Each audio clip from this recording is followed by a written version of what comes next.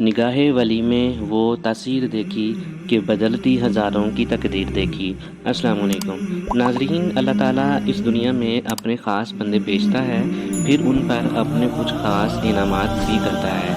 بعض بندوں کو وہ کچھ ایسے خاص علوم عطا کرتا ہے جو عام انسان کی سمجھ میں نہیں آتے۔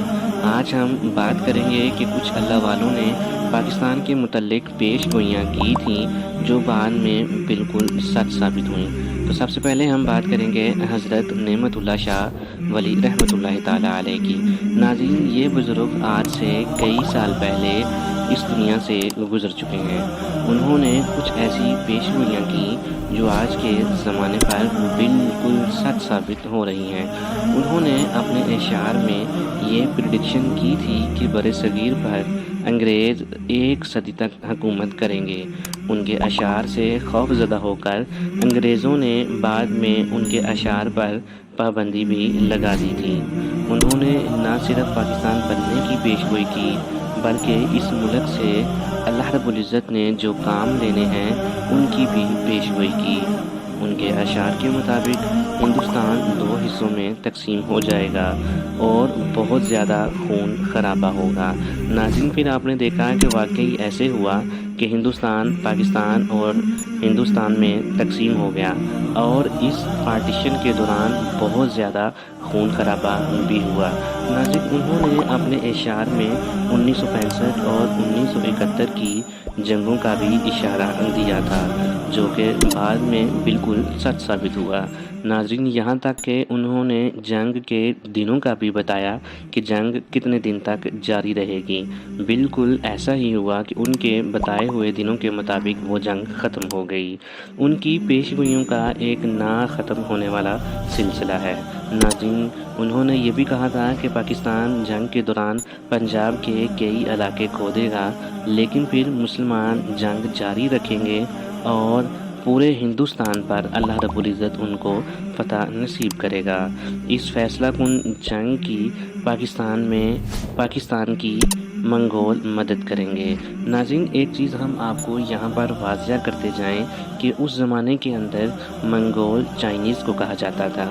آج بھی فی زمانہ اگر ہم بات کریں تو چینی بھائی پاکستان کے ساتھ ہمیشہ کندھے سے کندھا ملا کر کھڑے ہیں اور ہر مشکل وقت میں پاکستان کی مدد کرتے ہیں۔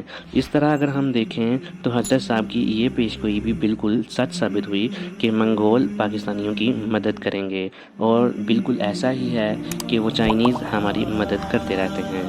ناظرین، اب ہم بات کرتے ہیں سید عطا اللہ شاہ بخاری رحمۃ اللہ تعالیٰ علیہ کی۔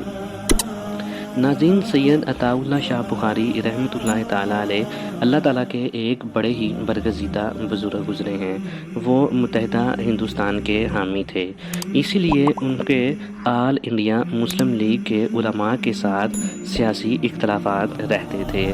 ناظرین، ہم آپ کو بتاتے چلیں کہ جب پاکستان کے اندر الیکشن ہوئے تو آل انڈیا مسلم لیگ نے ایک قادیانی شخص کو ٹکٹ دیا۔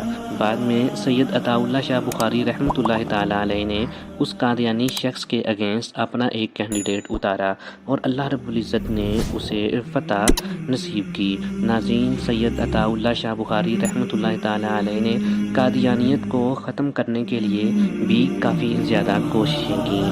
اب جیسا کہ ہم نے آپ کو بتایا کہ وہ متحدہ ہندوستان کے حامی تھے، لیکن بعد میں پاکستان کے قیام کے بعد ان کے یہ سیاسی اختلافات ختم ہوتے گئے اور وہ امرتسر سے ملتان آ گئے۔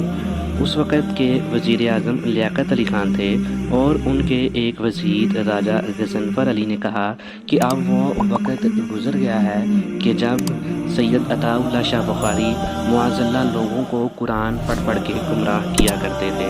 سید عطا اللہ شاہ بخاری رحمۃ اللہ تعالیٰ علیہ کو اس بات پر بہت زیادہ غصہ آیا اور انہوں نے یہ پیش گوئی کی کہ میں ان حکمرانوں کے ہاتھوں دین اسلام کو بہت زیادہ نقصان پہنچتا ہوا دیکھتا ہوں۔ ناظرین، ان کی یہ پیش گوئی بالکل سچ ثابت ہوئی۔ ہم نے دیکھا کہ کس طرح بعد کے آنے والے حکمرانوں نے دین اسلام کا مذاق اڑایا اور وہ حکومت کی مسند پر بیٹھ گئے، لیکن ان کو قل هو اللہ احد تک نہیں آتی تھی۔ اسی طرح بہت زیادہ سیاسی رہنما ایسے ہیں جن کو دعائے قنوت بھی نہیں آتی۔ تو ہمیں یہ پتہ چلا کہ سید عطا اللہ شاہ بخاری رحمۃ اللہ تعالیٰ علیہ کی یہ پیشگوئی بالکل سچ ثابت ہوئی کہ ان حکمرانوں نے دین اسلام کو بہت زیادہ نقصان پہنچایا۔ ناظرین، اور بھی بزرگوں نے بہت زیادہ پیشگوئیاں کیں، جن میں سے یہ تھا کہ وہ کہتے تھے کہ مشرقی پاکستان اور مغربی پاکستان دونوں علیحدہ ہو جائیں گے، اور یہ اس قدر علیحدہ ہوں گے کہ ان دونوں ممالک کے درمیان ہندو بنیا رہے گا، اور ہندو ایک بہت ہی سازشی قوم ہے، اور یہ دونوں ممالک اپنی ایک دوسرے کی مدد بھی نہیں کر سکیں گے۔ پھر بزرگوں نے یہ بھی فرما دیا تھا کہ پاکستانیوں کے دریاؤں کے پانی کو روک لیا جائے گا۔ تو ناظرین، آپ نے دیکھا کہ ابھی بھی صورتحال کچھ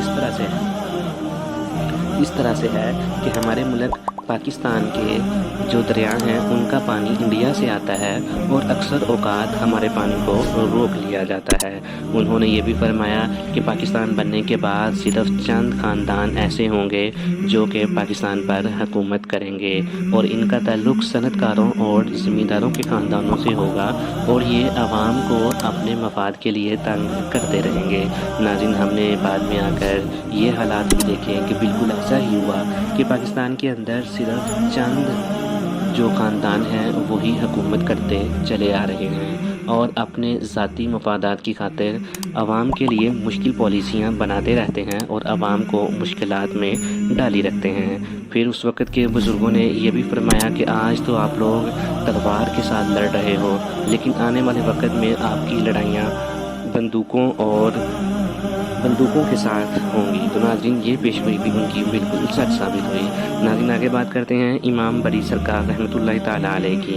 ناظرین، ہالینڈ کی ایک نیشنل لائبریری کے اندر حضرت امام بری رحمۃ اللہ تعالیٰ علیہ کے ہاتھ سے لکھا ہوا ایک نسخہ پڑا ہوا ہے، جس کے اندر حضرت صاحب نے یہ فرمایا ہے کہ ایک وقت ایسا آئے گا کہ ہمارا یہ شہر تمام عالم اسلام کا مرکز بنے گا۔